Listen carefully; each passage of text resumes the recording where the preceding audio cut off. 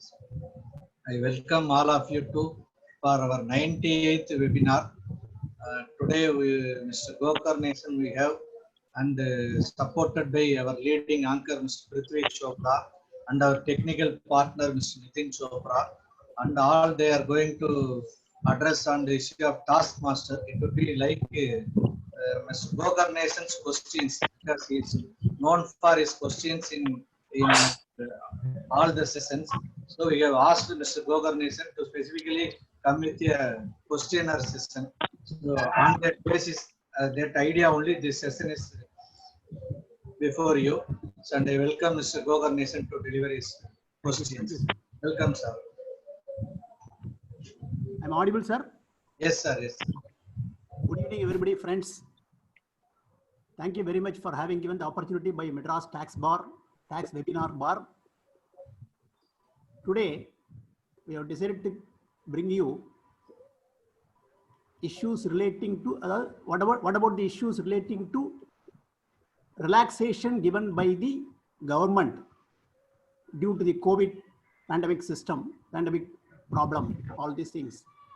So the government has come out with some relaxation in respect of the returns, due dates, penalty, late fee waiver, interest waiver to some extent, and subsequently partly interest is levied, and subsequently fully interest is levied if it is gone beyond the given date. All these things, these are all will be first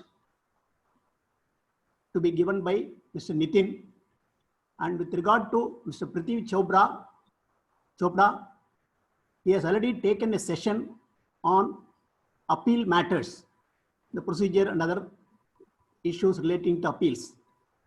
Today, he has come out further points on the very same issue of appeals, along with other relaxation given by the government during this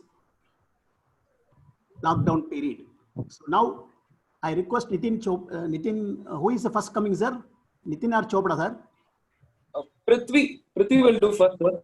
Okay, so I invite Prithvi Chopra first to start his speech, sir. I will join with you later. Thank you very much, Gokarnation, sir, Yes. and for involving me in this session today. So, as Gokarnation, sir, has rightly put, I had missed out on a few important points in my earlier session.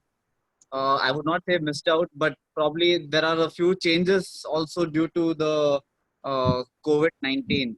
So, so I would start with my presentation by referring to the Supreme Court's judgment dated 23rd March 2020, where the Supreme Court, in writ petition number 3 of 2020, extended the time limit for filing appeals, reviews till further orders due to COVID-19. So if there was any due date of filing appeal in this particular period, it was extended until further orders.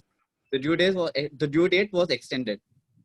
After that, in the same matter, the Supreme Court extended the due date by order dated 6/5/2020, extended the due date for the appeals from 15th March till the date when the lockdown is lifted. But now the question here is, the lockdown, we are in the unlock phase 1, but still a lot of states are having lockdown. Like for example, if we take our city itself, we are under strict lockdown, I would say. So what would happen then? As such, there is no clarity on that, because we do not know what does what the Supreme Court had meant with the word lockdown and the lifting up of lockdown, and what will the word unlock used by the government mean. So if this issue can crop up in the future, I see a number of litigations coming out on this if we are filing an appeal after the lockdown is over, and if our appeal is getting rejected due to the lapse of due to the limitation criteria, then I see a lot of writ petitions under Article 226 uh, being coming up, because as I stated earlier, there is no clarity on this as such. So that would be my first submission on how Supreme Court has dealt with this COVID-19. Now coming to the notification number 55, which was issued on 27th of June. There, any appeals which are falling under GST from 30th of March to 30th of August, they have extended the time limit till 31st of August. So with GST, the appeals, the government has come out with a notification time to file appeals till 31st of August. So this is with regard to only GST. Supreme Court orders is general, but we'll have to see how the other enactments follow. Nitin, next slide, please. Now we come to the legacy laws and the Sabka Vishwas scheme. Now the customs have also come up with a notification extending the time limit.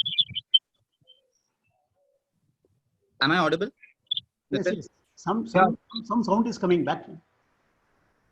From Yes, my end? Prithvi, you are audible. You continue. All right. Continue that. So now if you see the first point in my slide, the Custom Tariffs Act, the customs has also extended the notification to file any replies or any.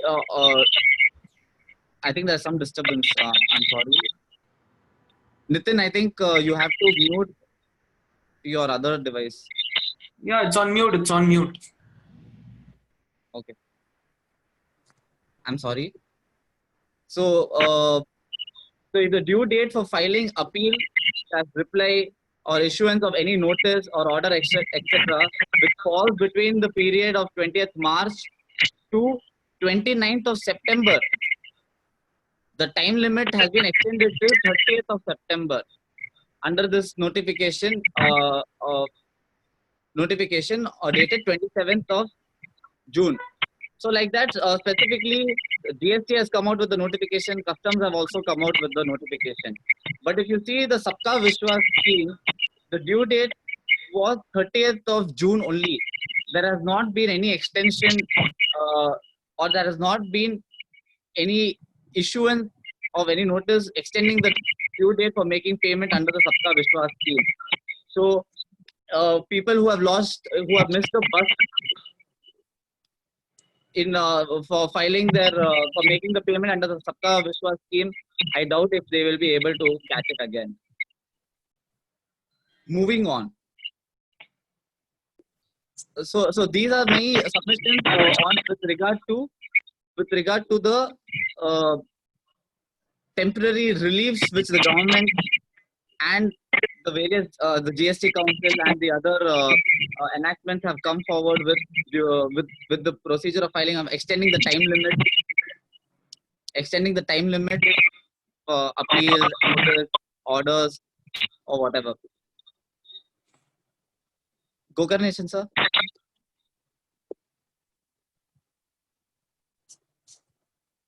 Yes, Prithvi. So Prithvi has dealt with the limitations on filing of an appeal pertaining to GST as well as pertaining to the service tax, excise, and customs. And he has also said that briefly that for Sabka Vishwas there has been no extension, and 30/6/2020 was the last date.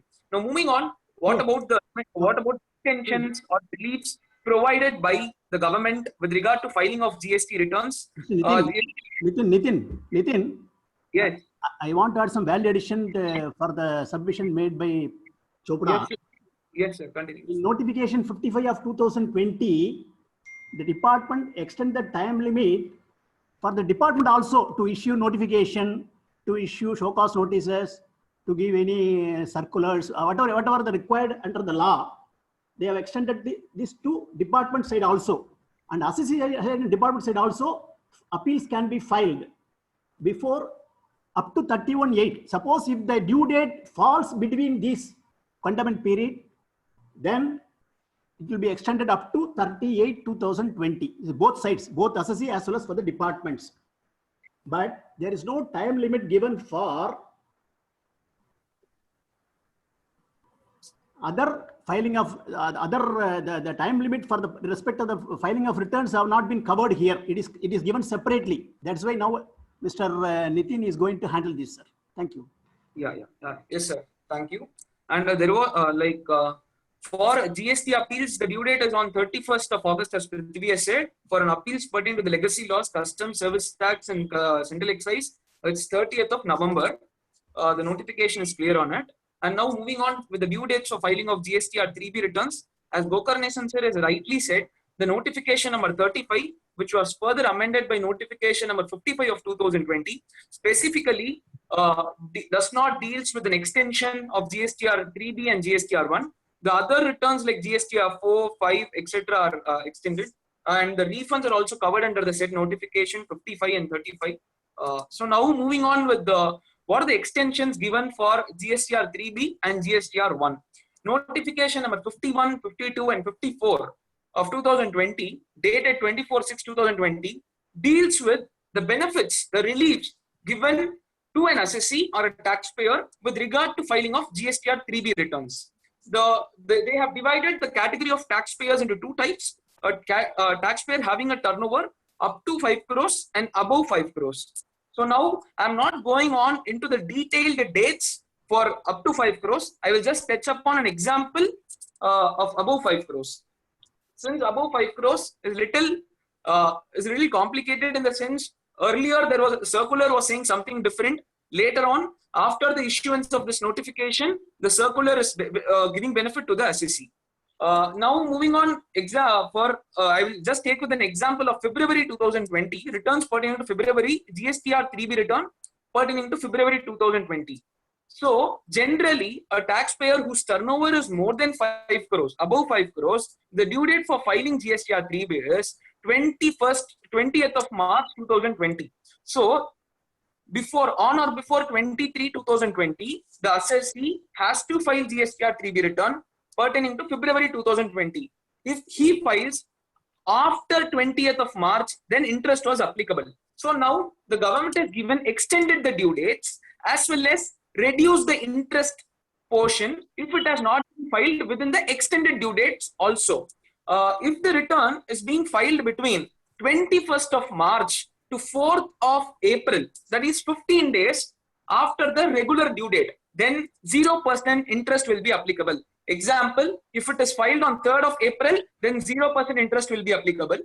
Then if the return is filed between the period of 5th of April to 24th of June, then for the period from the date of 5/4, from the date of 5th of April until when the return is filed on or before 24th, 9% will be applicable. So for the first 15 days, it will be 0. Then after that, when it is filed or furnished within the 24th, 18%, 9% will be applicable.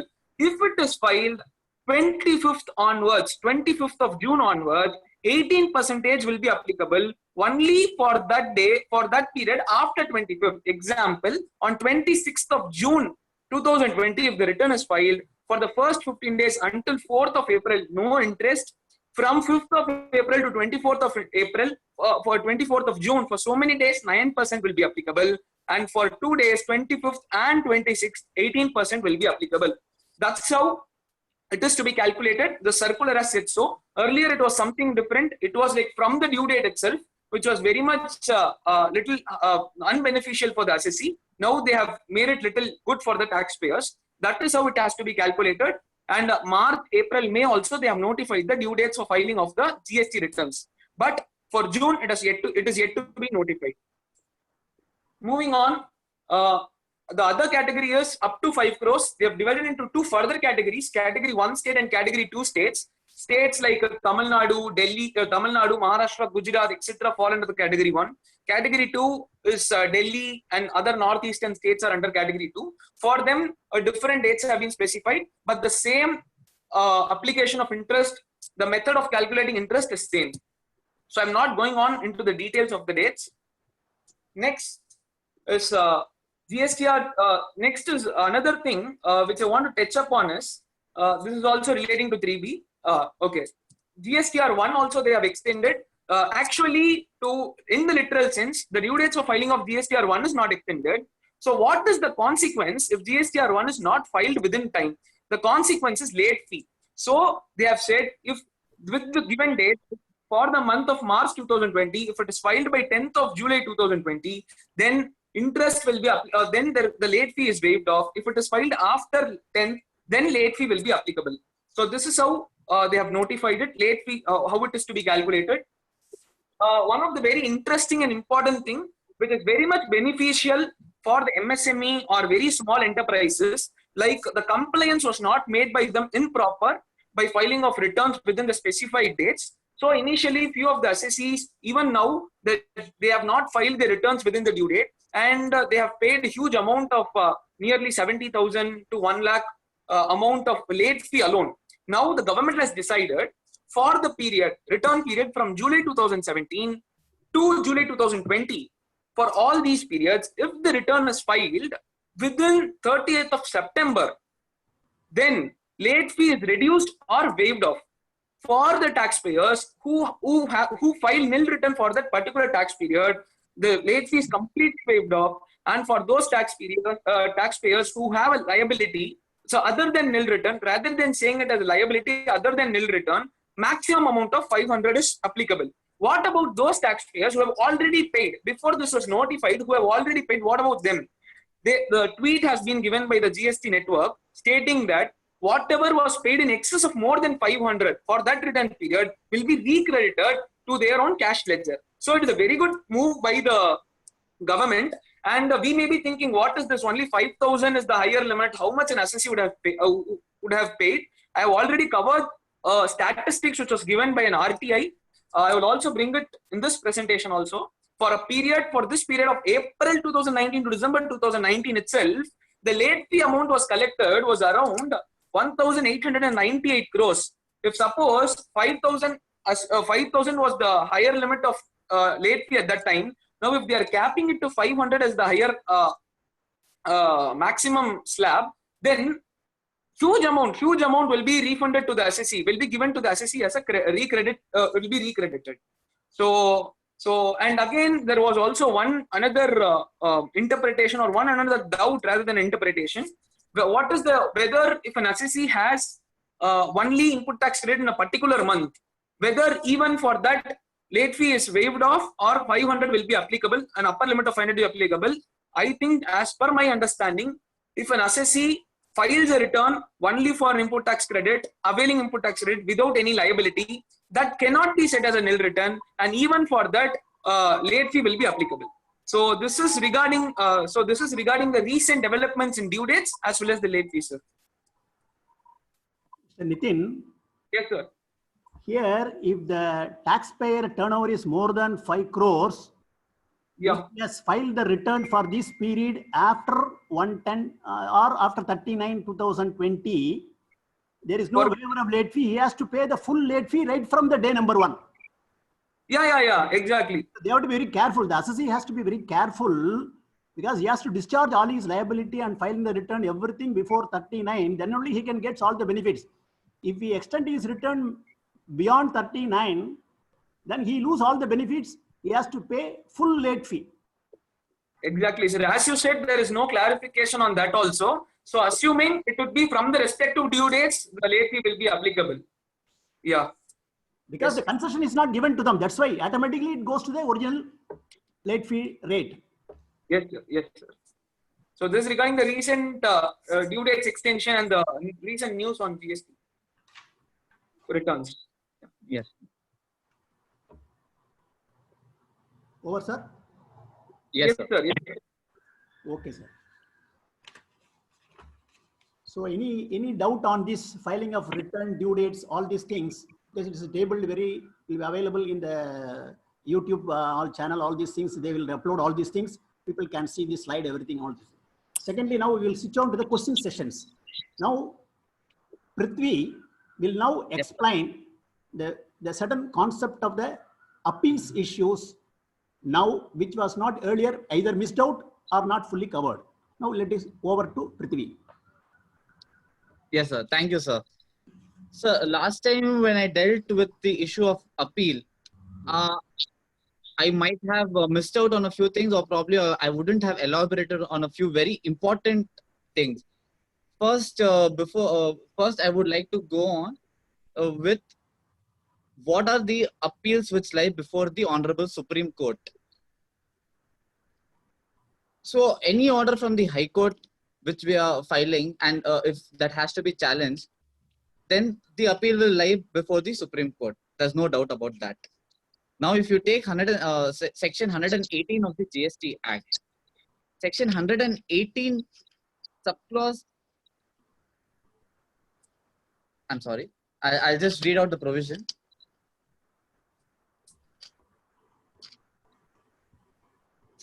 Section 118 subclause A tells that from any order passed by the national bench or regional benches of the appellate tribunal.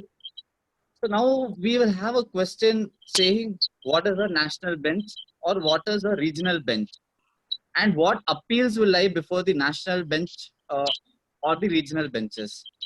So for that, I would request all of you to kindly refer section 109 of the CGST Act.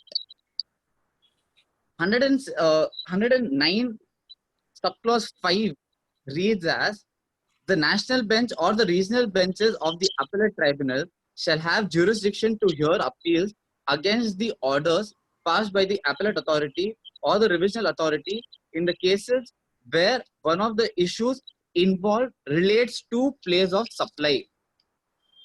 So therefore, if any of our appeals contains even a single issue which deals with the concept of place of supply, then that appeal, that is like the appeal from the order of the appellate authority will lie before a regional bench or the national bench of the appellate tribunal. The national bench is at New Delhi. The regional benches is as per the as and when it gets notified, it can be anywhere. Like for example, say the southern regional bench is Chennai. So like from all the states like Karnataka, Tamil Nadu, Andhra Pradesh, Telangana, the regional bench of the southern region will lie in Chennai. So if any of our issues in the appeal pertains to the concept of place of supply, or the dispute is on the place of supply, then we can file that appeal only in the regional bench or the national bench as notified. The state bench of the appellate tribunal will not have the jurisdiction to hear the matter pertaining to the issue of place of supply. This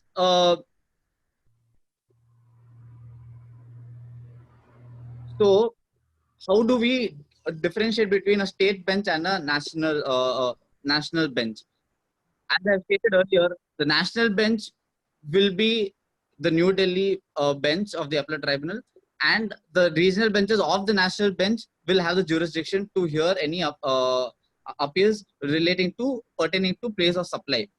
The state bench has the jurisdiction to hear the matters involving all the other issues except the place of supply.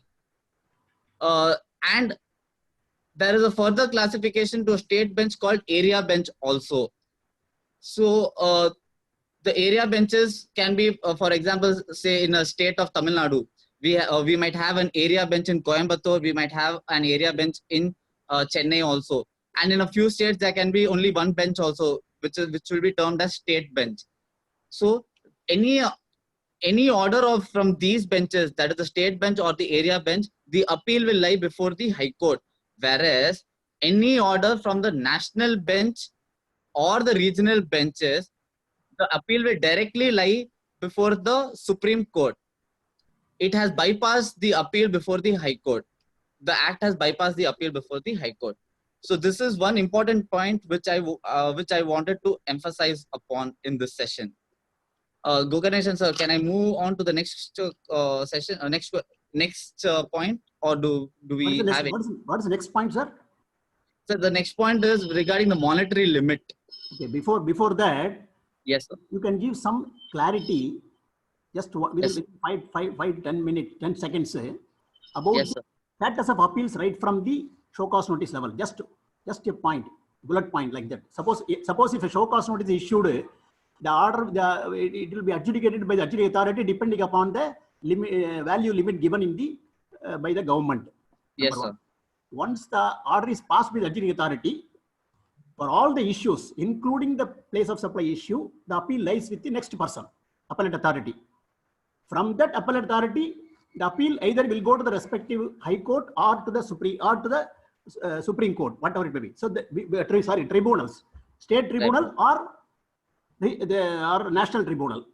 Correct. Next is from that tribunal, High Court or Supreme Court. Just to explain that line. Yes.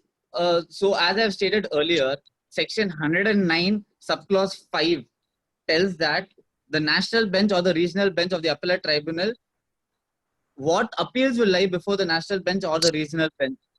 The appeals which will lie before the national bench or the regional bench will be if any issue, because the provision reads that if any one of the issue also, in case if we have for example in an order there are 3 to 4 issues, out of which one issue also deals with place of supply, then that order can be challenged. The second appeal will lie only before a national bench or a regional bench.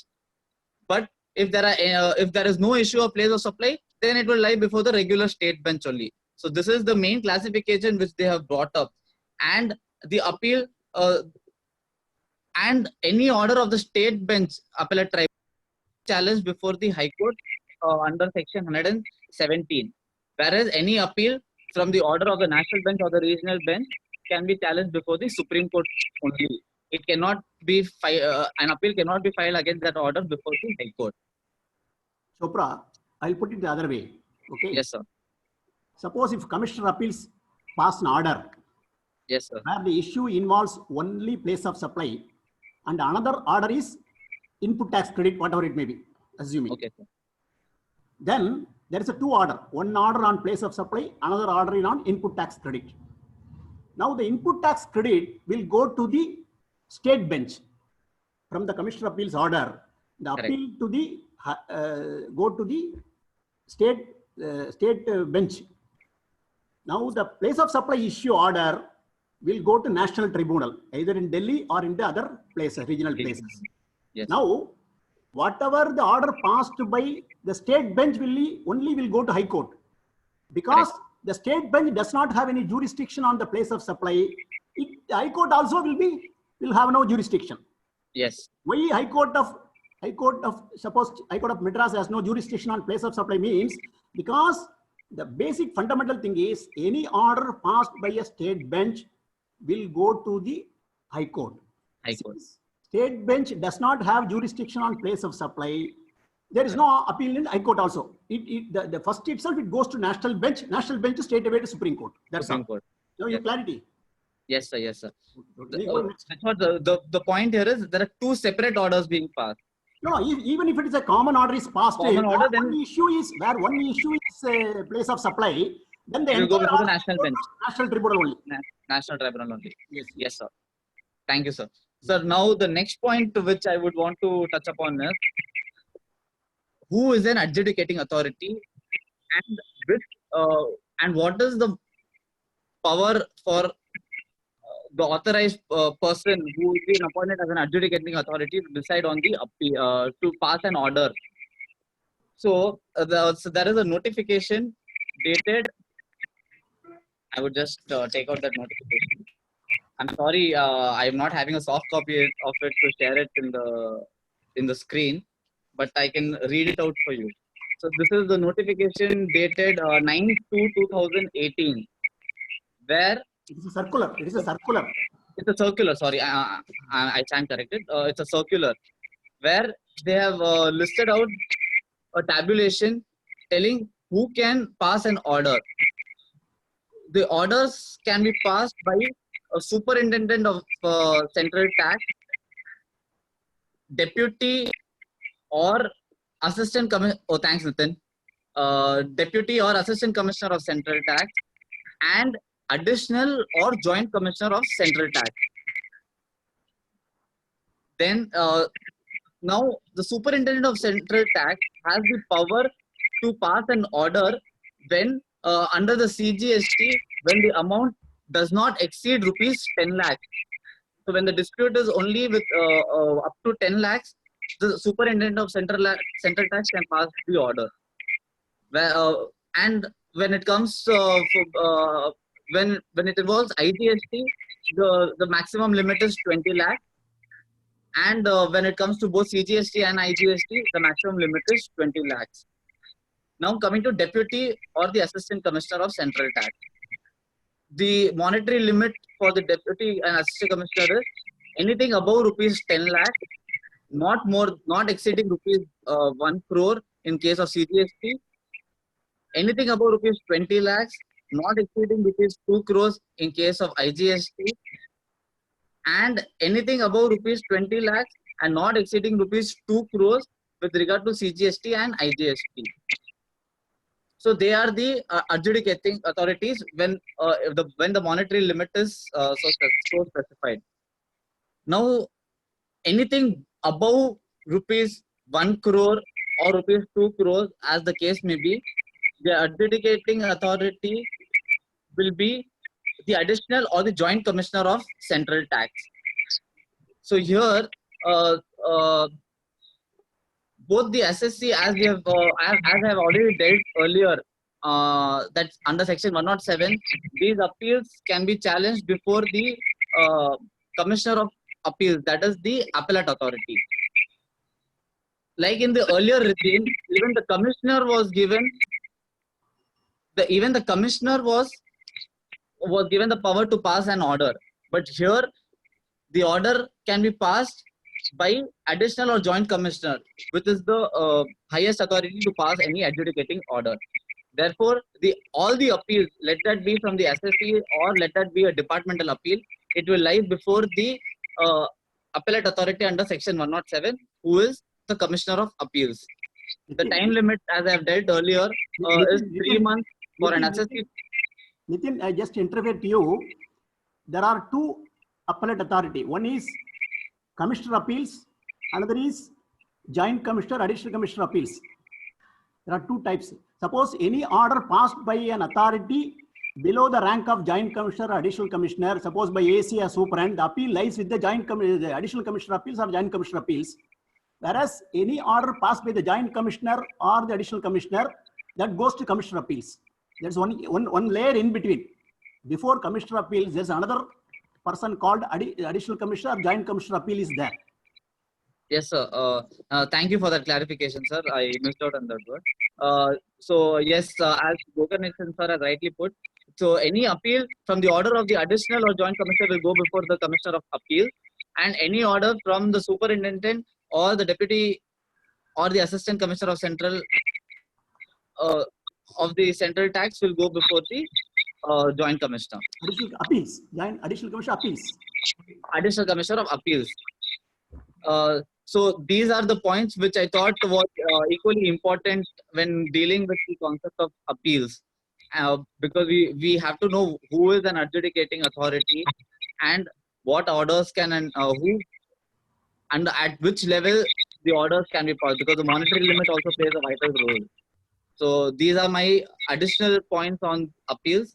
With regard to the dispute, with regard to the pre-deposit, I have already dealt with it extensively in my earlier session. That when it is 10% when you file the first appeal before the appellate authority, apart from the tax which you have already admitted tax, which you have already accepted, that is the admitted tax.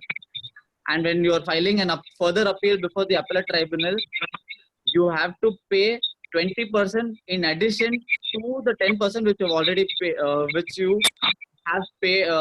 paid before the appellate authority under section 107. So these are my humble views on appeal. Gokarnation sir, if there are any more clarifications, sir. And you can just tell this time limitation time also for the appeals. Yes, so the time limit for filing an appeal before the appellate authority is 3 months for the SST and 6 months to the department. If department also has any points to, if the department also has any appeal to be filed against any order. So that is the time limit prescribed. But if you want to file an appeal before the appellate tribunal, the time limit prescribed is 3 months. For High Court?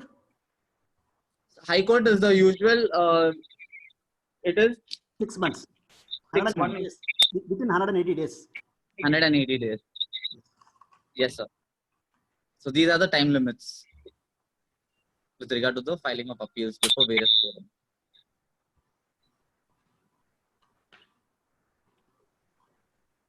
Yes, sir. Gokarnation. Yes, yes. Okay, well, we can move on to any questions on this appeal side, sir?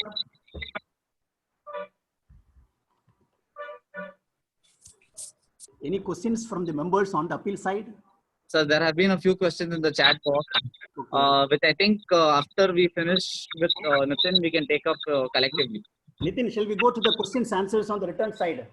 Yes, sir. Ready, sir. Yeah. What is the first question, sir? You take it. Yes.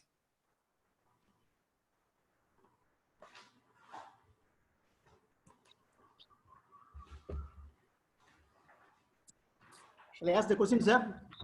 Yes, sir. Okay. Suppose company A received an advance for 10 lakhs Mm.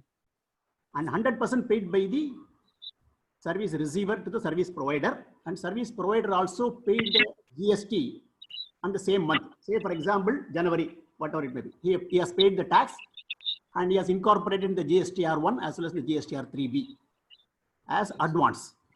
Yes. Now, in June 2020, no service was done till the date, order was cancelled due to some reasons. So company has returned all the money, including total amount received plus GST, whatever collected, returned to the B. Now, you just advise people, what is the accounting to be done in the GST records and how to put this in our returns, GSTR1 or GSTR3B, whatever it may be, both in January and June. Yes, yes, sir. So what happens initially in this transaction, what I understand is an advance was received of the 100% of the total value. As per GST law, only the time of supply is whenever you receive the amount, you have to pay to the government. It is not required that invoice should be received, invoice should be issued. So for an advance received, let it be a partial amount or a full amount. When an advance is received, it has to be deposited with the government. Tax has to be, GST has to be deposited to the government. And for when an advance is being received, a receipt voucher should be issued. So what happens in GSTR1, the advance column should be filled and the how much amount of the advance has been paid should be mentioned. One necessary point, one important point to be looked on to here practically is when an entry for advance has been received, or when an entry for advance has been fed in the GSTR1 portal, the details of the recipient is not fed. Only the state where the recipient is located is mentioned to determine IGST or CGST, SGST. So as it has been uploaded in GSTR1, the recipient's details are not uploaded. Only the state or the place where the recipient is located is uploaded. The taxable value and tax amount is being provided to the government through GSTR1. And we all know GSTR3B is a consolidated return where there is no specific column or table for advances received and all. So cumulatively on the total output liability, it has been provided and tax has also been paid. Now, subsequently, as you said in this question, the contract gets cancelled and the whole amount is being returned by the supplier to the recipient. So now, if it was an invoice, there had been a chance of issuing a credit note. Since GSTR1 is designed in such a manner that only when a credit note is to be uploaded in GSTR1, the corresponding invoice number should also be uploaded. Only then the credit note will be accepted. So in this case, since a receipt voucher was provided, it would the receipt voucher number would have not been mentioned in GSTR 1 also, and for that advance amount, a credit note cannot be issued. So, and this issue was specifically clarified by the government also, White Circular number 137 dated 13th of April 2020, stating that in all these situations where a credit note cannot be issued, this is you can file a refund on excess payment of tax under the category of excess payment of tax, and for this a refund can be applied within 2 years from the date of payment of tax. So in this case, in January 2020, I think January 2020, it can be uploaded as an advance received in GSTR 1, and tax should be paid in GSTR 3B if the transaction is pertaining to services. If it's goods, it is not necessary. And subsequently, when the contract is cancelled in June 2020, better apply for a refund from the government, since credit note cannot be issued. This is my answer, sir. See, when you file a refund, Yes, whether sir. the time limit will be applied or not? Yes, sir. Time limit will be applicable. In this scenario, you said in June 2020 itself the transaction is cancelled. So 2 years is there. I can file a refund for in that case. Okay. Suppose if the person has issued an invoice instead Yes, sir. of a receipt voucher, Yeah. the same example, A issued an invoice for the entire amount Yes, sir. and bring it to the GSTR 1, not Yes. under the advance receipt column, but under the invoice column, either by mistake or by transactions. Now, Yeah. what is the remedy for this? Sir, better, it's very simple. Issue a credit note for that when the contract is being cancelled. Because invoice is issued, then credit note can be directly issued. Issue a credit note, the transaction is nullified. And tax amount can also be reduced in GSTR 3B to that extent. Fine. So you can adjust it through the credit notes. Yes, sir. Fine. Now, my next question is, Yes, sir. so an assessee has received 50 lakhs invoices, 50 lakhs to the extent of credit invoices available with him. ITC. ITC. Okay. Now I am going to ITC. Yes, sir. Yes, sir. Now the question is, an assessee has got 50 lakhs worth of material and 9 lakhs GST on that. He has received the invoice. He has received the goods, services or goods, whatever it may be.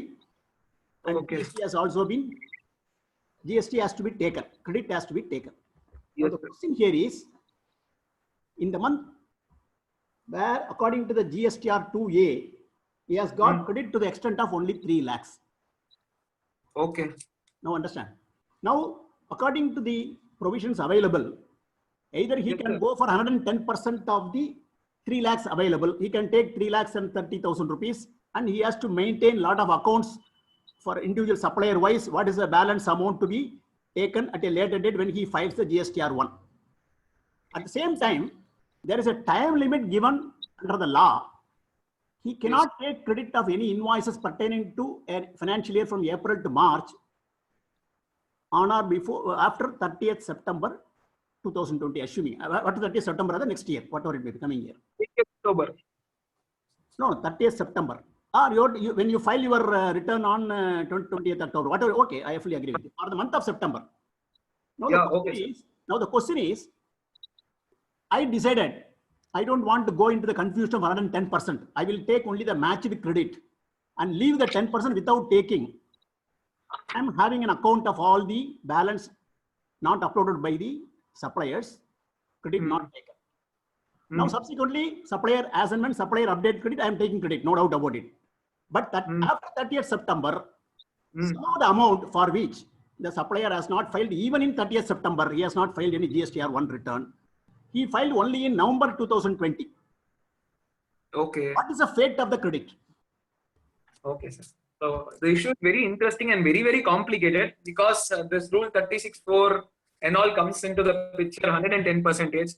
Okay, so how does this rule work basically is, so as in your example stated 9 lakhs, right? 9 lakhs is the total credit as per the books of accounts of the assessee. Okay, and in GSTR 2A, 3 lakhs comes into it. So when the matching has to be done between both. So 3 lakhs matches. The assessee here can take this 3 lakh plus 10%, 3 lakh 30,000. But you said since due to the complications of this thing, he's taking only 3 lakhs. This 30,000 is not being taken. Subsequently, until when this credit can be taken is until 20th of October 2020, which is the due date for filing of GSTR 3B return for the month of subsequent financial year, September's return. So on that date, whatever it appears in the GSTR 1 portal can be cumulatively be seen and a credit can be taken. Even in that scenario, as you are saying, all the credits are not uploaded. Only the credit is completely uploaded during October 2000, that means November 2020, after the due date is completed. Now I have 2 answers for this, sir. One, keeping aside one which is not very true legally, but since this itself is not legal, this itself is very much vulnerable to be challenged, and which has created a lot of complications. There are 2 types of answers which I think. One, the assessee, when he has an option, if he doesn't want to lose, he can follow this 110% and take. If not, another thought which I'm getting over here is, even if suppose the return period is March of 2020, all these credits are pertaining to. But this March return itself is filed by the supplier in November 2020. Where will that credit appear in GSTR 2A of the recipient? It will appear in March GSTR 2A.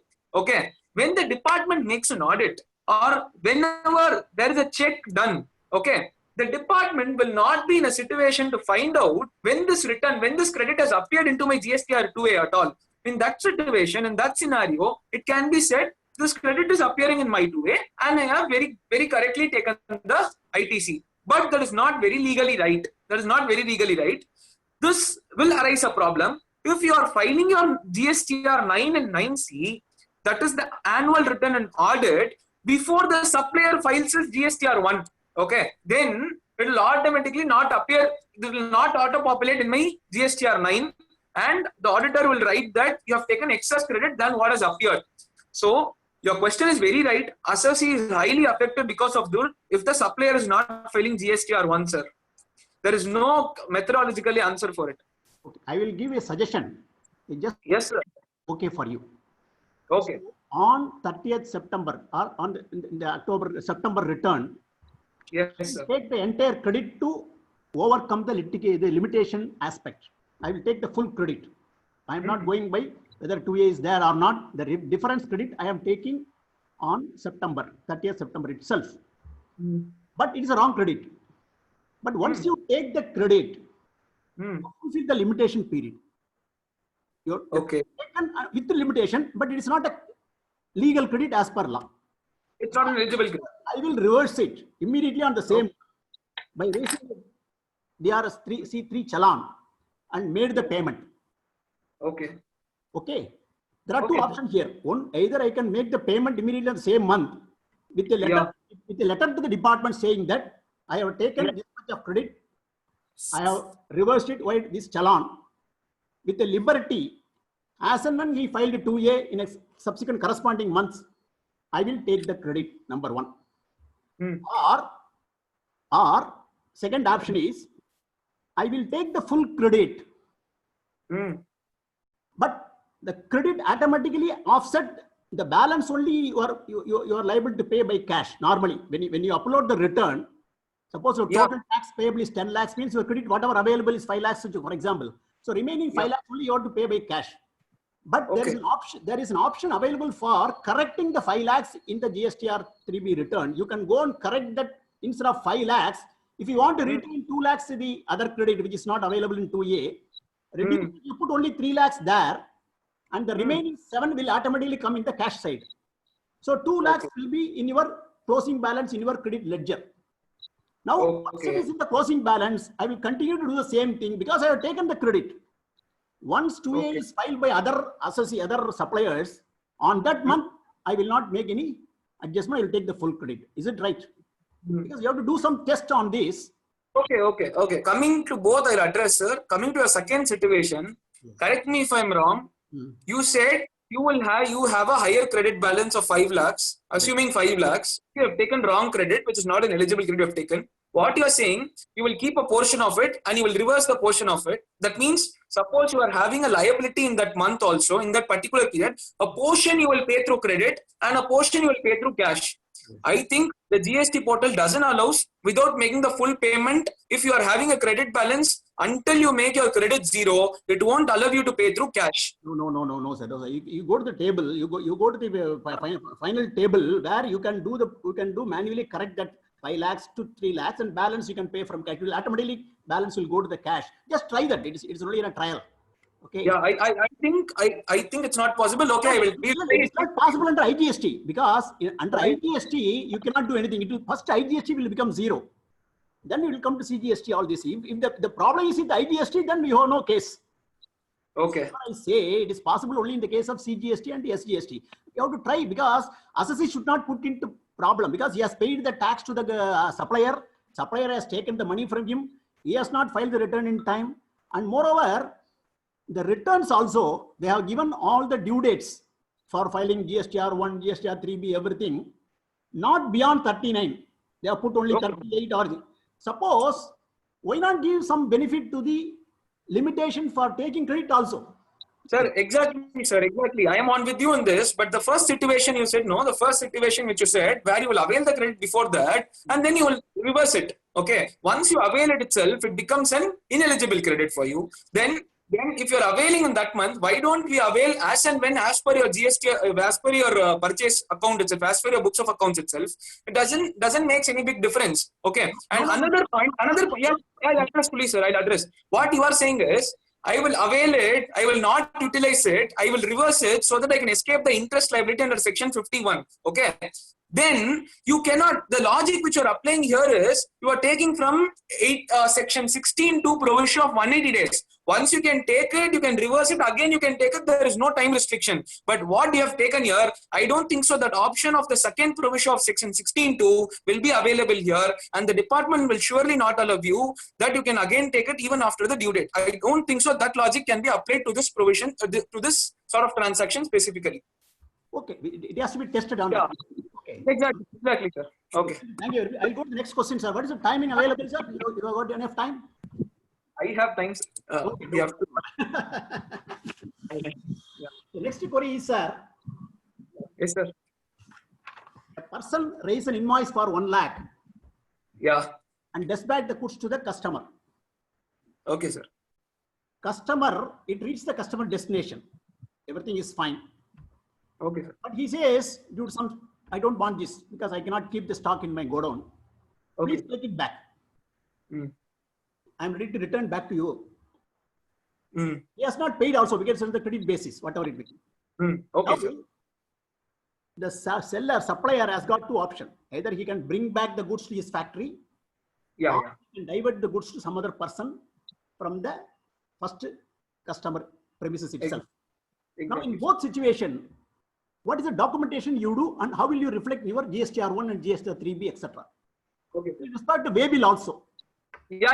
Exactly. The first situation is when the goods are being taken out from my premises and it has been provided, even if the recipient is not accepting it.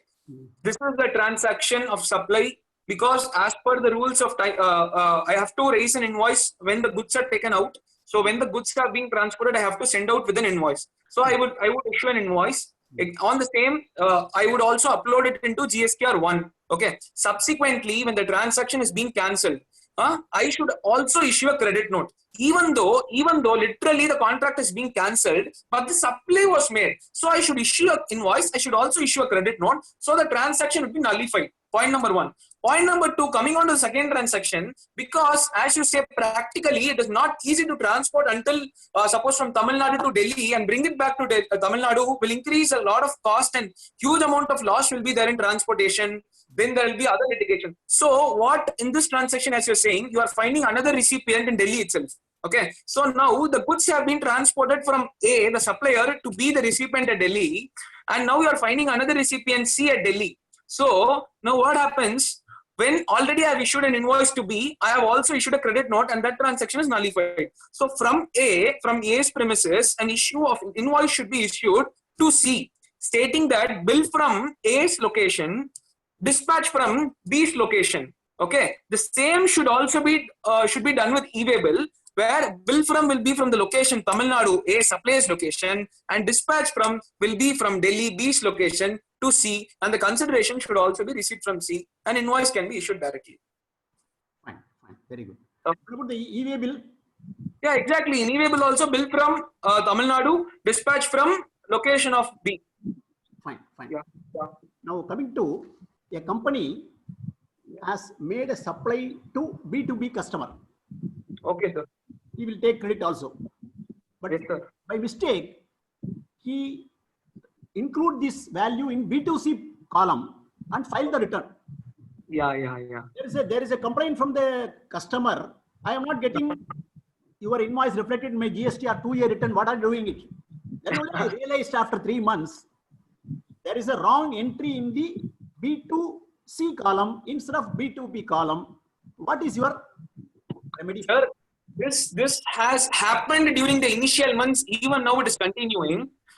First thing is, earlier in starting June 2017, July, August and all, July, August, September and all, GSTR 3B was filed first, then came GSTR 1. So when filing GSTR 3B, directly many of the assessees have directly filed a CGST and SGST, assuming it be in the same state. Later on, when GSTR 1 was filed, they had inserted the GST number and they have put CGST, SGST. Then it showed an error. Then they understood, okay, all these are an IGST transaction. So here, what happened? They understood. Now what should be done?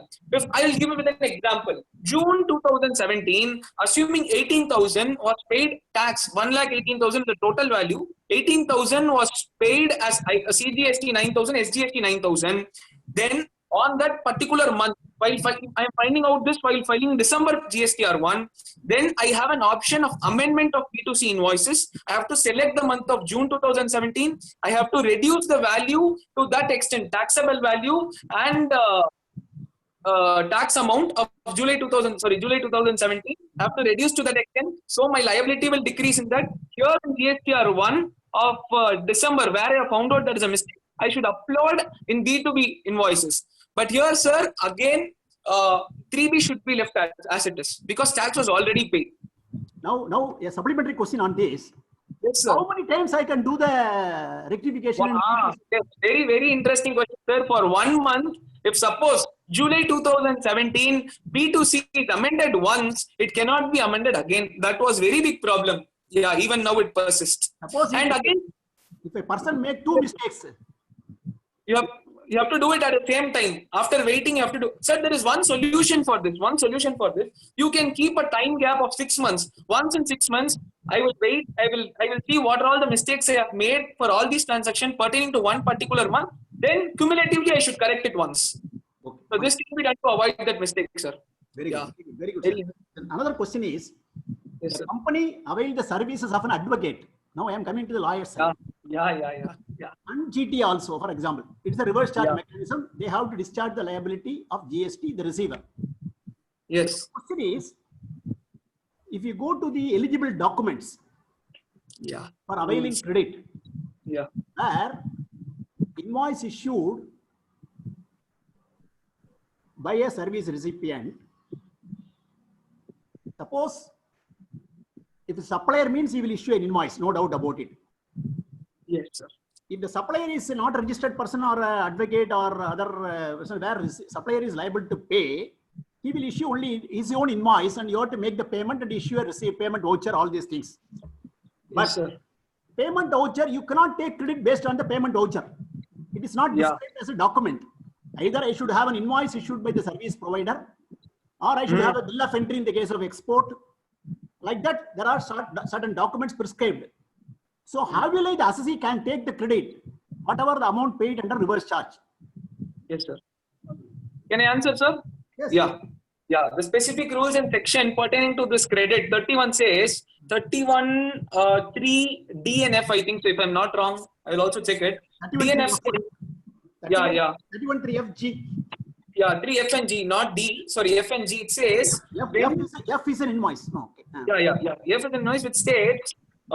First, okay, how this transaction generally works, as you have clearly explained, for any reverse charge, forward charge, the supplier issues an invoice and tax has been paid and credit can be taken as per required for section 16 and 16.2. Okay, now what happens in the case of reverse charge mechanism?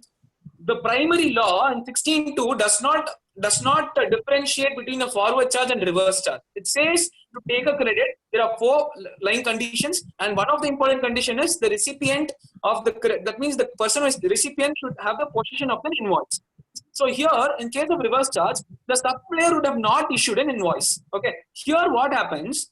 Recipient has to make a self invoice. Also, a payment voucher should be given to the supplier when the payment is being made, and also self invoice should be issued. And only when he issues a self invoice, credit can be taken. But practically, many of the recipients do not issue a self invoice. Here. Now, what happens? There is no self invoice indicating the rate of tax. How can tax be collected? Tax ITC can be taken. Now, here, that is what I'm saying, sir. It's 3 years after the. That's what the importance of GSTR 2 or ANX2, which is the new return, which is missing.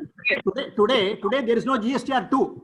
Exactly, sir. In GSTR 2, there is a specific column asking for inward supplies on which reverse charge was paid. I have to give the self-invoice details. Today, since it's not there, even the department cannot identify whether I have issued a self-invoice or not at all. But even though they can find or they cannot find, an assessee has to issue a self-invoice. But if the system was in place properly, the supplier, the recipient would have reflected the self-invoice details in GSTR 2 and it would automatically calculated the liability in GSTR 3. Since that is not there, there may be a revenue loss for the government in this case.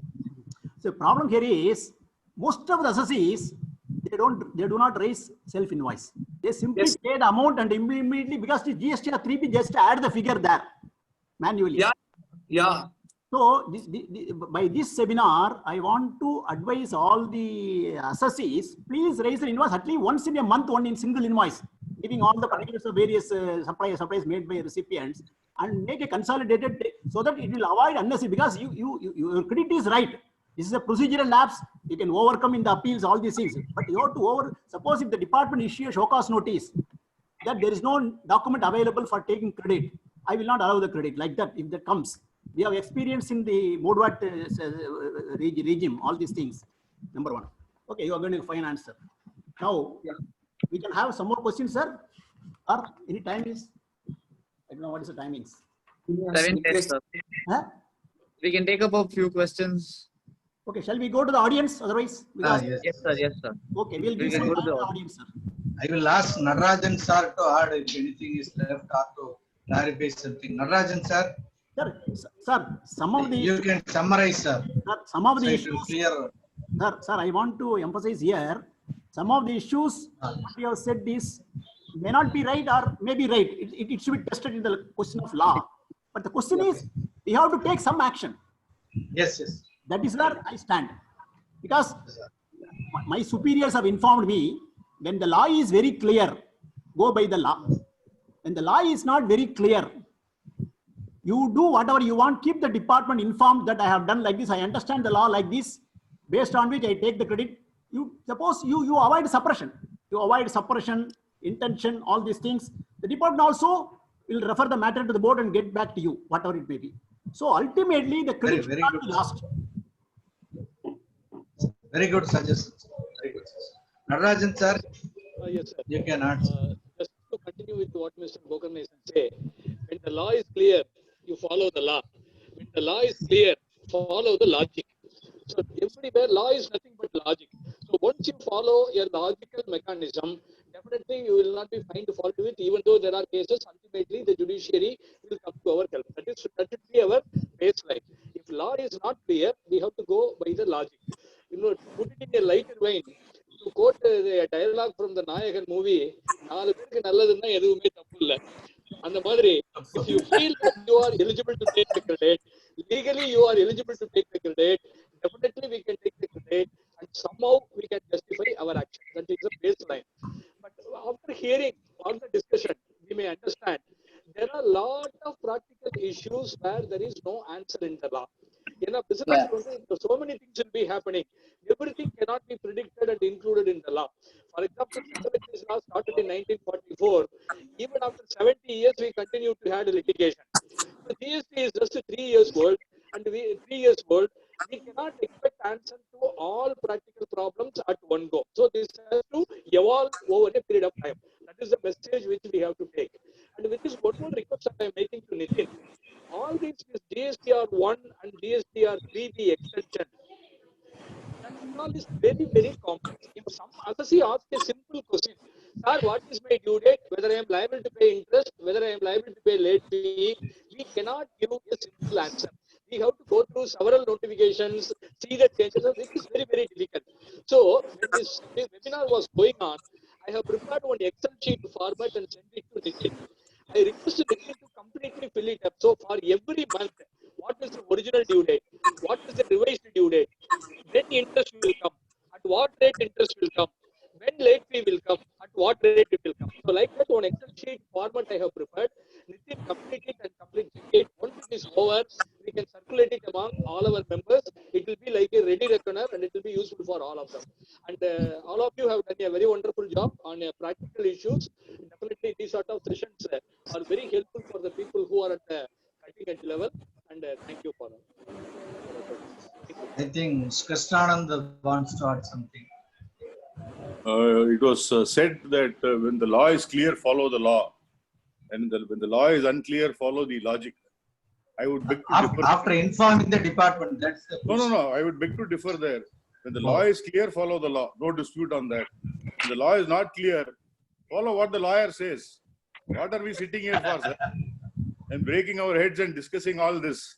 Number one. Or do the mistake and come to the lawyer. Whatever it is. Anyway, you come to the lawyer ultimately. Yeah. Not waiting for getting clarification on the law. That is what we are all sitting here for. Secondly, it so happened that after GST came into force and lawyers were brought into the GST mechanism, none of my invoices carried 4 lines at the bottom of the invoice talking anything about GST being payable on reverse charge mechanism. Then I had the opportunity of hiring Mr. Chidambaram in one of the cases in the year 2019. The first invoice that he raised on me itself had the disclaimer at the bottom that GST at the rate of 18% will be payable on reverse charge mechanism by the person retaining me for appearing in this particular case. So from that particular date, I started incorporating it in all my invoices raised on the clients. Yeah. Now, based on that, the SSC can actually raise a parallel invoice saying that he has paid his money for me. What is the problem with him? In my invoice very clearly says he's liable to pay the money. He can either show my invoice, which says that the liability is on the SSC based on my invoice itself, or he can raise a self-invoice, like Natarajan said, and Natarajan put in the chat box that he can even produce an invoice at the time when the department calls for explanation. So this is just a suggestion that I'm making. But the moment you get an invoice from a lawyer which says very clearly with a disclaimer saying that this 18% GST has to be paid under reverse charge mechanism, the SSC should actually raise a parallel invoice. Sir, Mr. Krishnanand, I want to add. No, some actually. Hello. Yes, sir. I want to add something on your point, sir. Sir. Suppose if you render a service to an individual advocate or an individual assessee, I'm talking, not a business assessee, then there is an exemption notification available. Correct. At the same time, if you are engaging a senior advocate and he raises a bill on you, there also there is an exemption available. Between advocate to advocate or advocate to advocate law firm, it is exempted. That means if you render a service to a GST registrant or a business entity or a company, whatever it may be, then only all these things are applicable. Suppose you cannot put the stereotype of wordings that you are liable to pay under GST, reverse charge, all these things. Suppose if you give an invoice to an individual, you say GST is exempted under notification like that. If you give an invoice to the law firm in turn, GST is exempted. You need not. There are 2 versions. One is exempted version, another is liability version. So you have to do either way, sir.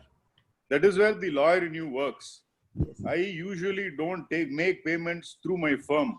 I ensure that the client himself pays the senior lawyer so that I don't get involved in the quagmire. I charge my bill separately or my lawyer for which he will pay. So the money paid to the senior lawyer is not routed through me. There are still loopholes available in the law, and nobody can question that. Ultimately, he's appearing for a particular client, maybe engaged by me, but then he's appearing on behalf of the client and arguing on behalf of the client. No, the problem here is ultimately whether the client paid directly to senior advocate or to you to be paid to senior advocate through you, irrespective of the both situations, the client is liable to pay GST if he's not an Yes. individual. There's no doubt about it. Whether he Yes, pays yes. to you, all these things. Ultimately, his liability is there. In fact, his liability increases because two bills are raised, one for the senior and one for me. No, No. it's separate Senior bills. he pays separately, for me he pays separately. So on both he has to pay GST. Absolutely. There is Aparna, do you want to add anything? 1 minute, I will unmute you. Unmute yourself. Yes. Yes, Aparna, do you want to add Two anything? questions. Yeah, I want to add. One, see, we were talking about this extension of time limit for filing appeals, isn't it? Yes. I want the panel to answer because I have this genuine doubt. See, in the case of advanced ruling, like appeals, there is also a time limit for passing the order itself. For instance, the advanced ruling, it is 90 days from the date of application. And in the case of appellate authority, it is 60 days. That is, it has to be passed. There doesn't seem to be any, exception clause or anything like that. Now, assuming that, say, an advanced ruling application has been filed in the month of March, just before lockdown, and now they're not able, because I don't think there's a virtual hearing also. What is the position? Is there any, I don't see any notification which is extending this particular time limit. So what would be the position? no. Now the advanced ruling, see, there are cases where, the ruling has been, the hearing has been done and then the orders are passed. That's a different issue. Here, hearing notice itself has not come. No. But then now this 90 days time limit is also going to expire, or probably 60 days time limit has expired in the case of appellate authority. What is the position? No, the general relaxation given for Ma'am. issuing a notice, issuing a circular, issuing an order, or issuing an order after hearing, all these things has been covered under the general relaxation given up to 30. Has it been covered? Has it been? Ma'am, yeah, I've shared the notification. I have to verify the notification whether advance ruling is included there. That I have to check on that. Completion of any proceeding. Yeah, I can- Adjudicating officers, appellate authority, all these things. But I want to verify whether it is available to. You have any notification copy with you, Mr. Sir, I have opened it. Yes. It says for everything, extension is applicable other than those which are mentioned below. Okay. This portion says other than those which are mentioned below. In this thing, even that is not covered. Okay. Providing the order under advance ruling is not covered. So therefore, this extension of this notification is also available for passing the order. You go forward. You go forward this notification. You go forward. Yeah. Yes, sir. Yes, sir. I have gone. You read Completion of any proceeding. One, where any time limit for completion or compliance of any action by any authority or by any person has been specified in or prescribed of notified under the said act, which falls during the period of 20th March to 29th June, and where completion or compliance of such action has not been made within such time, then the time limit for completion or compliance of such action shall be extended up to 30th day of June 2020, including for the purpose of completion of any proceeding, appeal, all these things. Here, Yes, sir. by any authority, he says, advanced ruling is also an authority. Authority on. He can take shelter under this. He is also an authority under the law, advanced ruling authority itself, the name itself, advanced ruling authority or appellate authority. So we can include them also in here to take advantage of the relaxation given, sir. Yeah. Thank you. So this has also been further extended, isn't it? Yes, ma'am. 55 of Yes. 2020 extended to 31st of August 2020. August 2020. Now, I have a last question for, Second question. yes. No, So I have a question for Prithvi. don't have questions, sir. First charge mechanism. Ma'am, your voice is cracking. Whose voice? My voice? Yes, ma'am. Now it is clear. Now it is clear. Now it is clear. Okay. Now, regarding this, we were talking about reverse charge mechanism, raising of self-invoice. Regarding the ITC portion, I have a doubt. Now, this reverse charge mechanism, we have this concept of electronic cash ledger and credit ledger. Okay. Okay. Now, how is this amount that is paid as tax? By raising a self-invoice. It has to be, according to me, it has to be credited in the electronic credit ledger. Okay. But when you see the definition of input tax, it also includes reverse charge amount. Yeah. Now, how does this work? I will answer your query. Yes. The liability should And be in which month also? 1 minute, one by one. In which month will it be available? Whatever it may. Suppose you are issuing, That- I will answer your question, madam. Suppose Yes. you are issuing an invoice in April 2020, I make the payment also in April 2020 to you. I have to discharge the liability of service tax, the GST and reverse charge before the due date of in May, whatever it may be. Yes, May 20. Okay. For making the payment, I have to pay only by cash, not availing. That's any- what. See, at that amount I have to pay only by cash. After Yes. making the payment by cash, I can take the credit. First payment, then only credit. There are two. No, only By right- one question, sir. Sorry, before you just complete. Where does it say it has to be paid only by cash? Yes, it is available. Why can't they take credit from the already available excess credit? Can't they do it? There is a restriction. There is a restriction. The ITC rules. I don't have the correct provision available right now, but that all the liability on the reverse charge has to be paid only by cash. Credit is not eligible to utilize that credit the payment. After making the payment by cash, that amount is eligible as input as credit. Then you can take the credit and adjust against the further other liabilities. I will give another example. The real estate sectors. Suppose if the real estate sector has got 5% option without ITC and 18% payment under different services, all these things. For the 18%, he is entitled for the credit.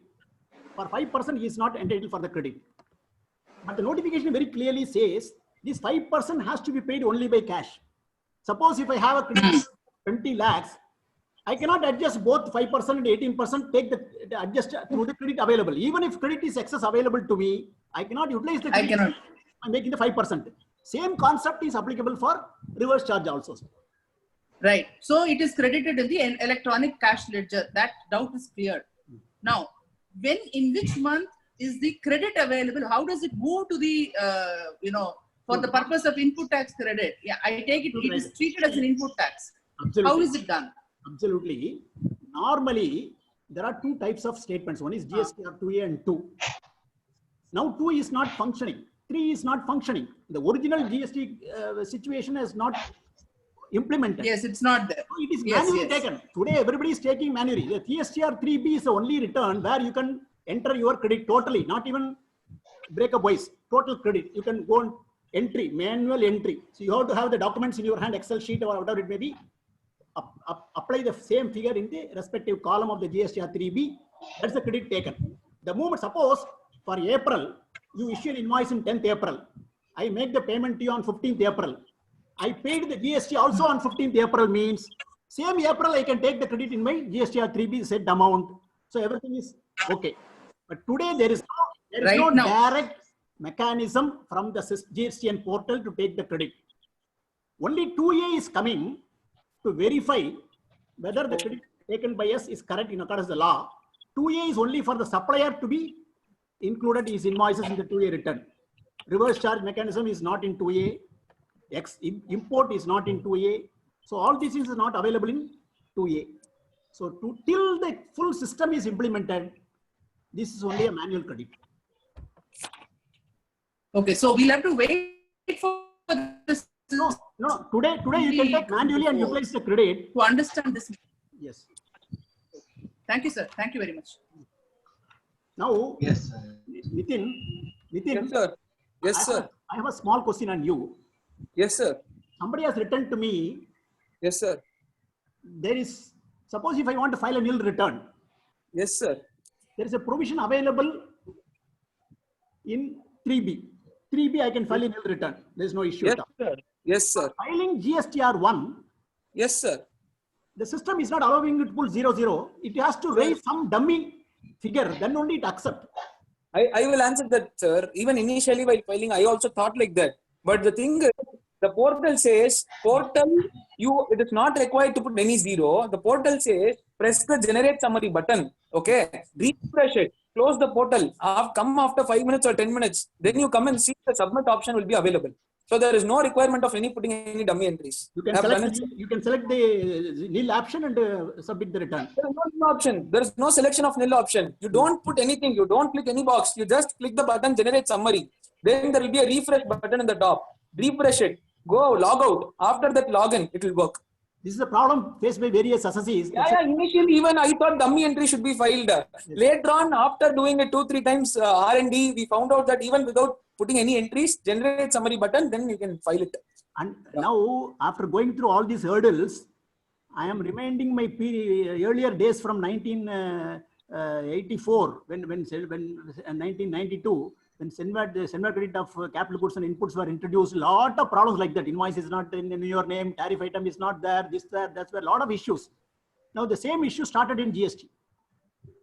Yeah. Okay, we can ask for any other question, sir, and we'll leave. Sir, once again, Aparna ma'am asked which section says that for RCM you should not pay using credit. Yes, yes.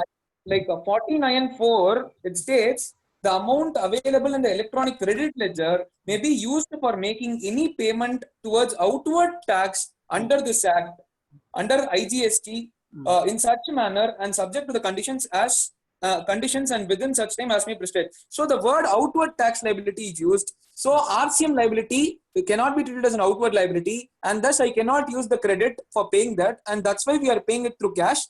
And in the same month, we can take the credit for it and use the credit for forward charge liabilities. So that is why we are paying through cash.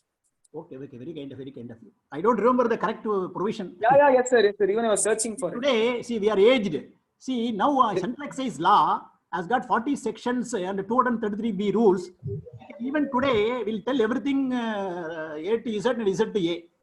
GST, like income tax, there are a lot of provisions have come, a lot of sections, rules, clarifications, circulars. It has to be go into your mind. It will take some more time, sir. Yes, sir. Thank you so much, sir. Prithvi, I have a question for you. Yes, sir. Yes, sir. There are two appellate authorities under the GST. One is the Joint Additional Commissioner, and hello. depending upon the monetary limit or whatever it is. Yes, sir. Now, where does the appeal lie against both these orders? Sir, your voice actually got Joint Commissioner. After that, what did you say? So there are two appellate authorities. Two appellate authorities under the Yes, GST. One Yes, is Joint Commissioner, Additional Commissioner level appellate authority. Yes, sir. Another is the Commissioner level appellate authority. Yes, sir. Okay. Any order passed by a Joint Commissioner or Additional Commissioner, the appeal will lie before a Commissioner appeals. No, sir. Any authority below a Joint Commissioner, yes. No. See, the Joint Commissioner role either as an adjudicating authority or as an appellate authority. There are two actions. So A is an adjudicating authority, Joint Commissioner rank. B is an appellate authority. Appellate authority. If I am talking about the appellate authority. I'll answer your question, sir. Let me complete my question, sir. The first point is, and Joint Commissioner level, Additional Commissioner level appellate authority's order is to be challenged before Commissioner appeals. Correct. No. It should go to the tribunal straight away, sir. That is what where does it state so? And what will be the pre-deposit that I have to pay? No, before the for example, at the time of appeal before the Joint Commissioner, you pay 10% of the amount. When you file an appeal before the tribunal, you have to pay the remaining 20% extra. Totally 30%. That 20% is payable at the time of filing appeal before tribunal. 10% before the first appellate authority. That's all. Why have two appellate authorities within the department is my question. I don't know. It's a law. No, I agree it's the law. Because they say any order passed by a superintendent or assistant commissioner lies under Joint Commissioner appeals. Any order passed by a Joint Commissioner, State Commissioner appeals, they are defined. Your question is not answered in law exactly, but there is if you go to the provisions, all these things, from the first appellate authority, it goes straight away to the tribunal only, whether it is a Commissioner appeals or a Joint Commissioner appeals. Otherwise, there will be one more layer. If you accept that it has to go to Commissioner appeals, there will be another Commissioner appeals layer comes in between, and there's a issue that is not given a provision here, sir. Straight away, you can go to the tribunal. Yes, sir. So my understanding about this is also what Gokul is saying. Correct, Mr. Natarajan, sir. You can support my stand. He has already given his reply in the chat box, sir. Sir, Swaminathan, do you want to say anything? So, We are so waiting any for order of the draft. appellate authority that is under section 107, Yes, any yes. order passed by the appellate authority will lie before the tribunal only. That we follow, Prithvi. What Krishnananda asked is why there is such difference. Why there are Everybody knows the appeal will go to tribunal. It's a policy. It is a policy, sir. Ah, yes, policy is, of course, of course. It's the policy standard decision? back. Okay, okay. Okay, okay, okay. Yes, sir. Yes, sir. So anybody has questions, sir? Okay, I will conclude the proceedings, and in the end, I will call Mr. M. Swaminathan to have a reference. So first, I will conclude this session by congratulating this session. So in a very short span of time, this session was arranged, and anyway, Mr. Gokarnesan and Nitin Chopra and Prithvi Chopra did well in a quick time. And basically, the idea to have this session emanates from the session where Nitin Chopra addressed on the issues relating to filing, especially on 3B return. Then, with regard to the filing of appeals and time limit, Prithvi Chopra has taken a joint session along with Sai Prasad and our Sindhya. So, to have a clarification to those sessions, we have organized this session. But this session also turned out to be a very good session, and still we have a lot of questions and clarifications. I hope we need to have one more clarification to the clarification, it seems. And I have another 20 questions in my. oh, I see, I see. And today, Mr. Gokarnesan excellently asked the questions to Nitin Chopra and Prithvi Chopra. We were like students, and Mr. Gokarnesan was like a headmaster today. Though he was asked to do the class teacher role, he exceeded himself, and he was asking questions like a headmaster itself. And of course, Nitin Chopra and Prithvi Chopra did well. And I wanted one more thing today. Mr. Chopra's parents are also watching this session, and they are with us. So first, I want to say about Gokarnesan on his questions ability. Even though when Nitin Chopra and Prithvi Chopra gone into sidetrack, he did not allow them. He directly pinpointed questions, and he was like Kutram, Netrikan Therapin, Kutram Kutrame. So to such level, Gokarnesan meet and his states are today. And with regard to the parents of Mr. Prithvi Chopra who are with us, I want to say two Thirukurals, one for his mother and one for his father. So the mother's joy today was like Indra Purudir Periduvakum Tanmagani Chandon Enaketa Thani. So his mother would be joy on seeing Prithvi Chopra in action today. Of course, it is second session today. So, and her joy would be more than she given birth to birth. She has given birth at the time. And to his father, Indra Purudir Peridu Tandai Maharkatru Mudavi, even Tandai Ennotran Pal. So, I'm seeing the price and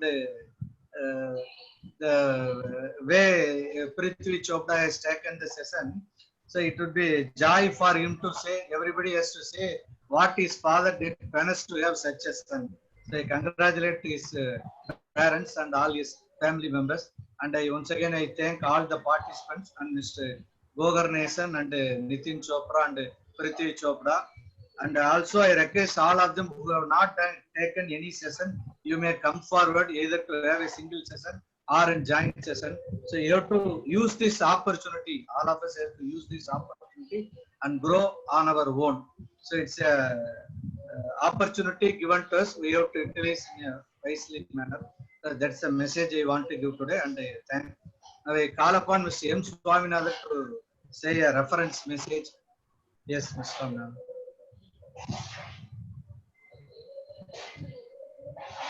You are not audible, Swaminathan. Though you are unmuted, you are not audible.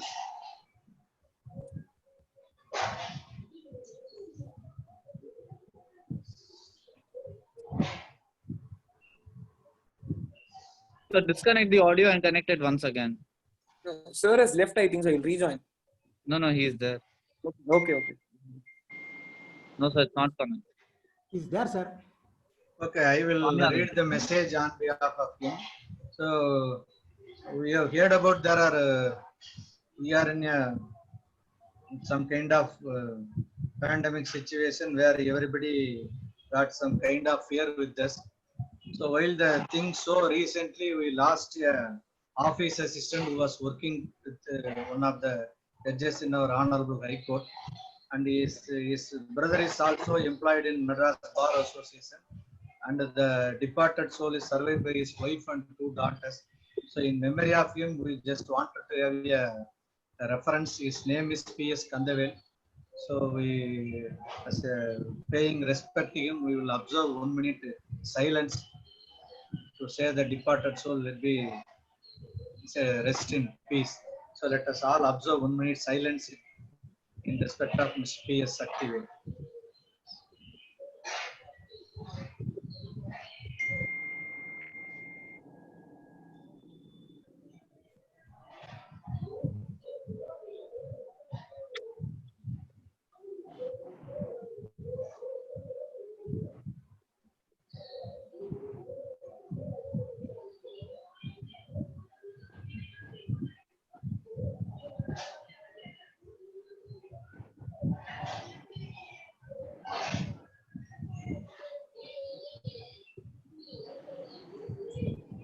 Okay.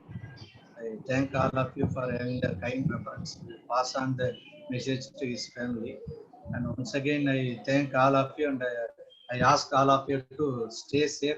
In case of if you experience any problem, you feel free to consult all our members. Of course, we have so many experts. Some of our members have recovered from the COVID situation also. You feel free to call any of our members for immediate help. Any messages can be posted in the group. And even in case of any financial assistance also, you can contact Mr. P. Ramesh. So with this, I conclude the today's session. Thank you, one and all. Thank you. Thank you all. I'm ending this session. Thank you very much, sir. Sir, thank you for the Please see the opportunity. Thank you, recording. Gokar Nathan, sir. Thank you, Gokar Nation, sir. Yeah. It was a really interesting session. Thank you. Yeah. Thank you. Thank you.